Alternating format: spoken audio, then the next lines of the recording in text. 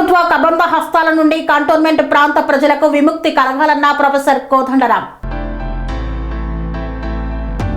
కేంద్రంలోని బీజేపీ ప్రభుత్వానికి కంటోన్మెంట్ ప్రాంతంపై చిత్తశుద్ధి ఉంటే నామినేటెడ్ వ్యవస్థను రద్దు చేసి వెంటనే బోర్డును రాష్ట్ర ప్రభుత్వ మున్సిపల్ కార్పొరేషన్లో విలీనం చేయాలని 7వ రోజు రీలే నిరాహార దీక్షలో ప్రొఫెసర్ కోదండరాం, జూబ్లీహిల్స్ ఎమ్మెల్యే నవీన్ యాదవ్, లోక్సత్తా రాష్ట్ర అధ్యక్షులు శ్రీనివాస్ కేంద్ర ప్రభుత్వ కబంధ హస్తాల నుండి కంటోన్మెంట్ ప్రాంత ప్రజలకు విముక్తి కల్పించాలని, నామినేటెడ్ వ్యవస్థను రద్దు చేసి వెంటనే కంటోన్మెంట్ బోర్డును రాష్ట్ర ప్రభుత్వ మున్సిపల్ కార్పొరేషన్లో విలీనం చేయాలనే డిమాండ్తో కంటోన్మెంట్ ఎమ్మెల్యే శ్రీ గణేష్ కార్ఖానాలోని డాక్టర్ బాబా సాహెబ్ అంబేద్కర్ విగ్రహం వద్ద గత 6 రోజులుగా చేస్తున్న రీలే నిరాహార దీక్ష సోమవారం 7వ రోజుకు చేరింది. 77వ గణతంత్ర దినోత్సవం సందర్భంగా దీక్షా శిబిరం వద్ద కంటోన్మెంట్ నియోజకవర్గ నాయకులు, కార్యకర్తలు కంటోన్మెంట్ విలీనం కోసం పోరాడుతున్న శ్రేణులతో కలిసి జాతీయ జెండాను ఎగరవేసి ఎమ్మెల్యే దీక్షను ప్రారంభించారు.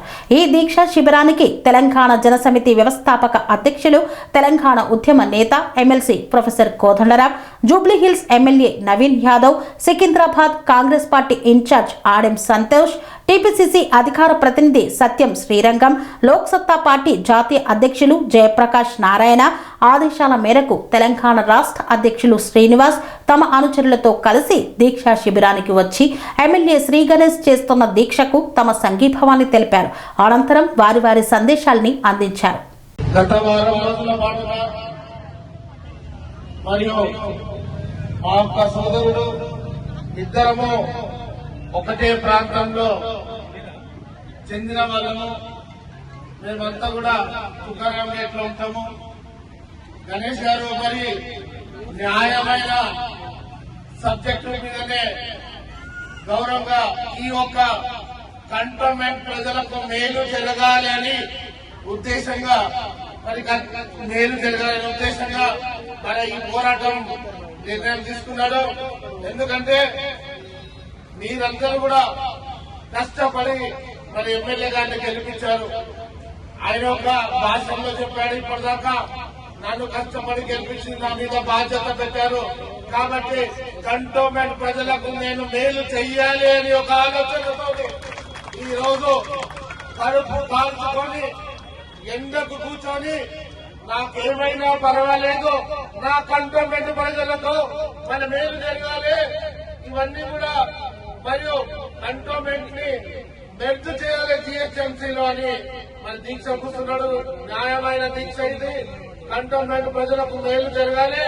మా పూర్తి మద్దతు సికింద్రాబాద్ నియోజకవర్గం మరి ఇన్ఛార్జ్ గా మన గణేష్ గారికి నేను పూర్తి మద్దతు ఇస్తాను. మరి వెంటనే ఇక్కడ ఉన్నటువంటి ఎంపీ రాజీనామా చేయాలి. గణేష్ గారిని చూసి మీరు బుద్ధి నేర్చుకోవాలి. మీరు కంటోన్మెంట్ ప్రజలకు మాట ఇచ్చి తప్పారు. మరి గణేష్ గారు మా కాంగ్రెస్ పార్టీ తరఫున మరి ఈ రోజు పెద్దలు కోదండరాం గారు అనేది మరి పార్టీ కాకుండా ఇది న్యాయమైన పద్ధతి కాబట్టి, న్యాయమైన అంశం కాబట్టి ఈ రోజు మరి మద్దతు జరుపుతున్నారు. అనేక మంది పెద్దలు వస్తున్నారు కాబట్టి ఈటల రాజేందర్ గారు మీరు కంటోన్మెంట్ ప్రజల మీద ప్రేమ ఉన్నట్టయితే మీరు మరి గణేష్ గారితో కూడా మీరు దీక్ష చేయాలి. ఇది పార్టీకి అతీతంగా చేయాలి. పార్టీకి అతీతంగా ప్రజలకు మేలు జరిగేది, ఇది ప్రజలకు మేలు జరిగేది కాబట్టి మీరు వెంటనే మీతో చేత కాకపోతే రాజీనామా చేయాలి. మేమంతా కూడా గణేష్ గారికి సికింద్రాబాద్ తరఫు నుంచి పూర్తి మద్దతు ఇస్తామని తెలియజేస్తూ సెలవు తీసుకుంటారు. థ్యాంక్ యూ అన్నా. మీరన్న మాటలన్నీ ఈటల గారు కనిపిస్తే వారు కూడా మారుతారు. అవకాశాలు రోజు కోరుకుంటారు. ఎందుకంటే మంచోడు అనుకునే అవకాశం ఇచ్చి కంటోన్మెంట్ అల్లుడే తలసాని శంకర్ యాదవ్ గారి కూతుర్ని వీరికి ఇచ్చారు కాబట్టి ఈయన కూడా మన అల్లుడే కాబట్టి మీరు కూడా మన సాధకవాదం తెలుసు. మీరు ఈ సందేశాన్ని ఇవ్వాలని కోరుతున్నాను. థ్యాంక్ యూ అన్నా. కంటోన్మెంట్ ప్రజలు పడుతున్నటువంటి ఇబ్బందులు చూసి ఇక్కడ ఉన్నటువంటి బోర్డుని విలీనం చేయాలని జీహెచ్ఎంసీలని మా అన్న గణేష్ అన్న చేస్తున్నటువంటి విలీన దీక్ష మద్దతుగా జూబ్లీహిల్స్ కాన్స్టిట్యూన్సీ ప్రజలకు కూడా రావడం జరిగింది. ముందుగా జరిగినటువంటి బై ఎలక్షన్ లో నా విజయం కోసం, పార్టీ గెలుపు కోసం మంత్రులు, ఎమ్మెల్యేలు, చైర్మన్ చాలా మంది చాలా కష్టపడ్డారు. అందులో మా గణేష్ అన్న కూడా ఇందాక చెప్పినట్టు ఇక్కడ ఉన్నటువంటి కాన్స్టిట్యున్సీ కార్యకర్తలు తన కుటుంబ సభ్యులతో మా జూబ్లీహిల్స్ ప్రాంతంలో దాదాపు 15 నుండి 20 రోజులు నా విజయం కోసం కష్టపడ్డందుకు గణేష్ అన్నకి, వారి సభ్యులందరూ కూడా ధన్యవాదాలు తెలియజేస్తున్నాను. సో గత వారం రోజులుగా గణేష్ అన్న నిరాదీక్ష చేస్తా ఉన్నాడని చెప్పి వింటనే ఉన్నా కానీ నాకు కుదురుతలేదు. బట్ ఈ రోజు ఎట్టి పరిస్థితుల్లో అన్నకు మద్దతు పలకాలి మనం. ఎందుకంటే ఈ కంటోన్మెంట్ లో నేను కూడా అన్న చెప్పినట్టు నేను కూడా ఇక్కడ అల్లుండే చిన్నప్పటి నుండి చూస్తూ ఉంటాను, వింటూ ఉంటాను. కొన్ని రిజిస్ట్రేషన్స్ అప్పుడు ట్యాక్సెస్ ఎక్కువ ఉంటాయని, డెవలప్మెంట్ జరగాలంటే పర్మిషన్స్ కి ఇబ్బంది అని రకరకాలుగా వింటూ ఉంటాం. సో ఇప్పుడు నిన్న కొద్దిగా డీటెయిల్ గా అడిగినప్పుడు తెలుసుకున్నా మన స్టేట్ రిజిస్ట్రేషన్ ఛార్జెస్ కన్నా కూడా ఇక్కడ కంటోన్మెంట్ లో 11% ఉంటాయి రిజిస్ట్రేషన్స్ అని.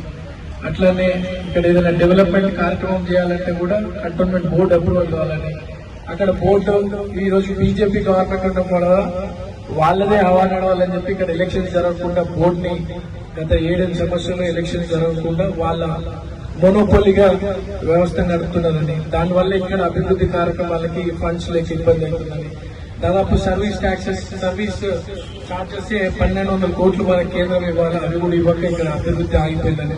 సో అనేక ఇబ్బందుల వల్ల, ఆర్థిక ఇబ్బందుల వల్ల ఇక్కడ కాన్స్టిట్యున్సీ డెవలప్ అవ్వట్లేదని చెప్పి, అండ్ ఈ కంటోన్మెంట్ బోర్డు ని మన జిహెచ్ఎంసీలో కనుక విలీనం చేయగలిగితే మన ప్రాంతం అభివృద్ధి చెందుతుంది, మన ప్రాంత ప్రజల భవిష్యత్తు బాగుంటుందని చెప్పి అన్న ఇంత పెద్ద నిరాదీక్ష చేస్తున్నందుకు పూర్తి మద్దతు పలుకుతూ, మరి కాంగ్రెస్ పార్టీ ఈ రోజు 300 డివిజన్స్ అయింది, మొత్తం ఎక్స్పాన్షన్ అయిపోయింది జిహెచ్ఎంసీ అంతా, మధ్యలో కంటోన్మెంట్ ఉంది. సో కేంద్ర ప్రభుత్వం మీద ఒత్తిడి వచ్చే వరకు మనం మీకు సపోర్ట్ చేద్దాం. మేమందరం కూడా అవసరమైతే ఢిల్లీ పోదాం, అక్కడ కూడా కొంచెం మినిస్టర్స్ తో మాట్లాడి మనం దీన్ని కంటోన్మెంట్ బోర్డ్ ని, అంటే స్టేట్ గవర్నమెంట్ ఫుల్ సపోర్ట్ చేస్తుంది. మన స్టేట్ లో కనుక విలీనం, జిహెచ్ఎంసీలో విలీనం అయితే మనం అంతా కూడా ఇంకా మంచి అభివృద్ధి చేసుకోవచ్చు అని చెప్పి తెలియజేసి, మీ దీక్ష సక్సెస్ కావాలా, విలీనాన్ని కేంద్ర ప్రభుత్వం అంగీకరిస్తూ జిహెచ్ఎంసీలో విలీనం కావాలని మేము కూడా కోరుకుంటూ, ఈ అన్న 7 రోజులుగా నిరాదీక్ష చేస్తే అన్నకు సపోర్ట్ గా రాత్రి పొద్దున్నండి సాయంత్రం వరకు మీ అందరు కూడా అన్నకు సపోర్ట్ గా నిల్చుంటున్నందుకు, అంటే చూస్తా ఉన్నాను మీ అందరు ఎంత ఎండలా ఇన్నో లేదో పొద్దున్నండి అన్నకు సపోర్ట్ చేస్తున్నారు, మహిళలు మీ అందరు కూడా అన్నకు సపోర్ట్ చేస్తున్నారు, మీ అందరికి కూడా ధన్యవాదాలు తెలియజేస్తూ అన్నకు సపోర్ట్ ఉంటూ ఈ సక్సెస్ కావాలని మరోసారి కోరుకుంటూ మద్దతు పలకానికి వచ్చినటువంటి ప్రతి ఒక్కరికి ధన్యవాదాలు. Thank you. తత్వం కాబట్టి మనం దాన్ని ఆలోచించి 5 గంటల తర్వాత నేను కూడా నిపుణులతో మాట్లాడతాను, గవర్నర్ గారికి కూడా కోదండరాం గారు కూడా కలుస్తారని చెప్పడం, వారు కూడా ప్రెసిడెంట్ ఆఫ్ ఇండియాకి, ప్రైమ్ మినిస్టర్ కి, డిఫెన్స్ మినిస్టర్ కి లెటర్లు రాస్తా అన్నారు. మన దగ్గర వచ్చిన పెద్దవాళ్ళు కూడా మాట్లాడారు. కాబట్టి ఇప్పుడు కనీసం ఈ రోజు ప్రెస్ మీట్ లో మన అంశం మాట్లాడారంటే చాలా సంతోషంగా ఉంది. కనీసం ఆయన ఏమంటుండంటే గ్రీనరీ గురించి మాట్లాడుతారంటే, గ్రీనరీని పొద్దున కూడా వివరించాను. గ్రీనరీ ఉంటే దగ్గర గ్రీనరీ ఉంటుంది, ఒట్టి పరిపాలనే మారుతుంది, మిగతాది ఎలా ఉంది అలానే ఉంటుంది. పరిపాలన అంటే కంటోన్మెంట్ బోర్డు పోతుంది, మనకు మున్సిపల్ ఆఫీస్ వస్తుంది, మిగతాది ఎలా ఉంది అక్కడే ఉంటుంది అన్నట్టు. ఏదో టెంపరేచర్లు మారుతుంది అన్నమాట, టెంపరేచర్ మారుతుంది, ఇక్కడ మారుతుంది తెలియదు. ఎంతో మంది ధర్నాలు చేశారు. కేంద్ర ప్రభుత్వం అరవలి కొండలని, ఏవైతే అరావలి హిల్స్ అని చెప్తారో దాని ఇంత ఇబ్బంది నాశనం చేసి అదాని గారి గ్రూప్స్ కి వ్యాపారానికి ఇస్తే ఎంతో మంది ధర్నాలు చేసినా పట్టించుకోవాలి. కేంద్రం బీజేపీ వైఖరి అలా. ఈ రోజు ఎలక్షన్ పెట్టాలి, ఎలక్షన్ పెట్టలేదు, నేను 2 సార్లు మాట్లాడని చెప్పారంటే, అంటే ఈటెల రాజేందర్ గారు కూడా ఒప్పుకుంటున్నారు మనం అడిగేది సమంజసమే అని. నిజమే ఎలక్షన్ అయినా పెట్టాలి, వీలినమని చేయాలని కూడా వారు చెప్పడం, మరీ ముఖ్యంగా వారు ఈ రోజు చేతులెత్తేసి నాకు చేత కాదని చెప్పడం కూడా చాలా దురదృష్టకరం, బాధకరం.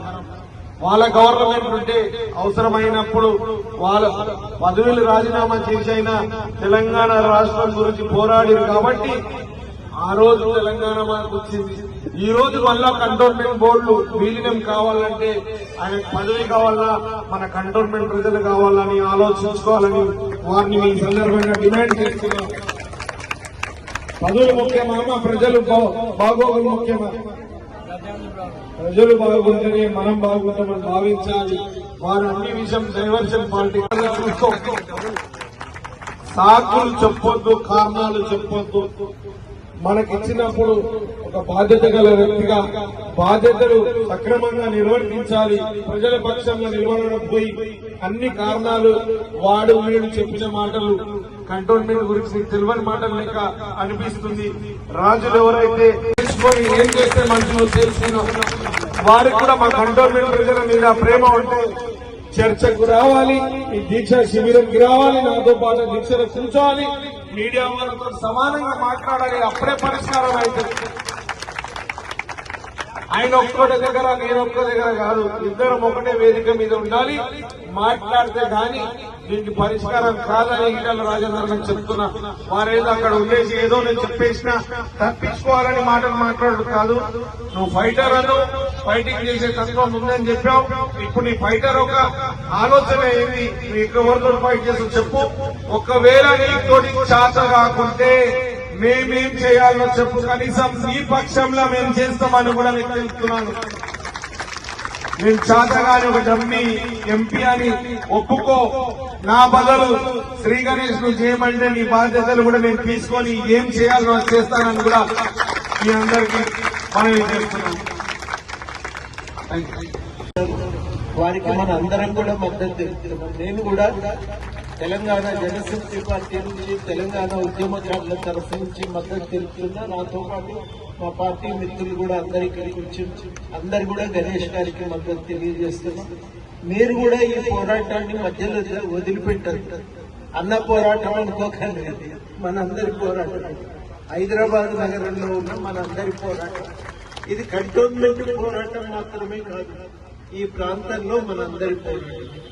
కాబట్టి అందరం కలిసి ఈ సమస్య పరిష్కారం కోసం గట్టిగా కొట్లాడదాం. అందుకనే మేము ఇవాళ ఇక్కడి దాకా రావడం జరిగింది. ఇది ముఖ్యమైన సమస్య పరిష్కారం కోసం ఒక ముఖ్యమైన నాయకుడు దీక్ష చేస్తున్నప్పుడు అది ఆయన పంచాయతీ అని వదిలిపెట్టుడు కాదు. అది మనము బాధ్యత కలిగినటువంటి వాళ్ళంగా మనందరం కూడా ఈ సమయంలో అండగా నిలబడితే ఈ సమస్య పరిష్కారం అవుతుంది. పోనీలే గణేశుల సంగతి అని వదిలిపెడితే మళ్ళీ మనం అది ఎట్లా అవుతుంది? కాదు కదా. అందరం నిలబడితే అప్పుడు ప్రభుత్వం మీద ఒత్తిడి పడుతుంది, తొందరగా ఒక పరిష్కారం చేస్తారు. ఇది వాళ్ళ కొత్తగా కూడా వస్తలేదు. మన దగ్గర కూడా చాలా సార్లు చర్చ జరిగింది. అప్పుడప్పుడు ఉన్నటువంటి రోడ్లు బంద్ అయిపోతుంటాయి, మళ్ళా మనం చుట్టూ తిరిగిపోవాల్సి వస్తుంటది, చాలా అవస్థలు పడుతుంటాం. అప్పుడు మేము చాలా సార్లు దాని గురించి చర్చ చేసిన తర్వాత సరే ఎన్నికల ముందు కేంద్ర ప్రభుత్వం కూడా రోడ్లు తెరిచింది, మంచిదే. కానీ ఇక్కడ విషయం ఏంటంటే మనం కూడా రక్షణ ప్రాంతం సైన్యం ఉన్న కాడ సైన్యానికి రక్షణ కల్పించడం మన ప్రథమ బాధ్యత. ఇవ్వడం కూడా దాన్ని తక్కువ చేసి చూస్తలేదు. వాళ్ళ ప్రాంతాలలో వాళ్ళ పద్ధతుల ప్రకారం రక్షణ ఉండాలి. దానికి ఇవ్వడం కూడా ఆ విషయంలో మనం ఎవరం కూడా దాన్ని తక్కువ చేసి చూస్తలేము. దాన్ని మనం ఆ బాధ్యతను వదిలిపెడతలేదు. తప్పనిసరిగా ఆ రక్షణ ఉండాల్సిన అవసరాన్ని కూడా గుర్తిస్తూ మొత్తం పరిపాలన జిహెచ్ఎంసీ నియంత్రణలోకి రావాలి అని మనం కోరుతున్నాం. వాళ్ళ జిహెచ్ఎంసీ నియంత్రణలోకి కంటోన్మెంట్ బోర్డు రావాలనేటువంటి విషయం మీద మీరు వారు చేస్తున్న దీక్షకు మనందరం గట్టిగా మద్దతు తెలియజేస్తూ గట్టిగా చప్పట్లు కొట్టి వారికి మద్దతు తెలియజేయవలసిందిగా కోరుతూ, నేను కూడా మా పార్టీ తరఫున నా తరఫున కూడా నేను గట్టిగా వారికి మద్దతు తెలియజేస్తున్నా. ఇది విజయవంతం కావడానికి మేము కూడా ఉత్తరాలు రాస్తాం సంపూర్ణంగా. మిగతా పెద్ద మనుషులతో కూడా ఉత్తరాలు రాయిస్తాం. ఈ ప్రాంతంలో కూడా తిరిగి కొంత సంతకాల సేకరణ చేసి మనం దీన్ని విజయవంతం చేయడానికి కోరుకున్నామని సందర్భంగా కోరుతూ, విలీనం చేయాలి కంటోన్మెంట్ బోర్డును. కంటోన్మెంట్ ప్రజలకు న్యాయం జరిగేంత వరకు పోరాడదాం పోరాడతాం. కంటోన్మెంట్ ప్రజలకు న్యాయం జరిగేంత వరకు పోరాటం చేస్తాం పోరాడతాం. కంటోన్మెంట్ ప్రజలకు న్యాయం జరిగేంత వరకు పోరాడతాం. సెరెనిటీ మోడల్ హై స్కూల్ విద్యార్థులకు అమ్మఒడి, సామాన్యులకు అందుబాటులో ఉన్న బడి సెరెనిటీ. మేడ్చల్ జిల్లాలో మేటిగా నిలిచి సాటిలేని ఫలితాలను సాధిస్తున్న నంబర్ 1 స్కూల్ సెరెనిటీ. మా ప్రత్యేకతలు ప్రతి విద్యార్థి పట్ల వ్యక్తిగత శ్రద్ధ, activity based learning and digital classrooms, computer lab, 100% ఫలితాలు, sports and cultural activities, yoga, abacus మరియు Vedic maths education. Please visit Serenity Model High School, Nagaram. Admissions are in progress. Call 040-271-46899 and 040-271-48699.